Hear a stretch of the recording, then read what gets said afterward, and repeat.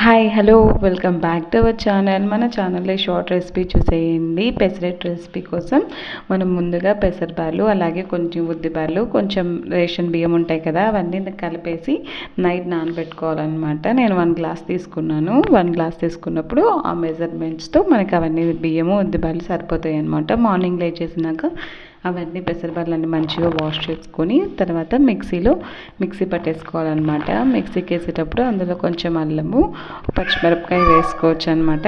కారం ఎక్కువ తినని వాళ్ళు కొంచెం తగ్గించి వేసుకోవచ్చు అనమాట. అంతా మిక్సీ పట్టేసుకున్నాక మన దోసపిండి బ్యాటర్ లాగా మంచిగా కలుపుకొని పెట్టుకోవాలి. తర్వాత దోస పెనం తీసుకొని బాగా మంచి హీట్ అయిన తర్వాత అందులో మనం దోశ వేసుకుంటాం కదా, అలా వేసేసుకోవాలన్నమాట.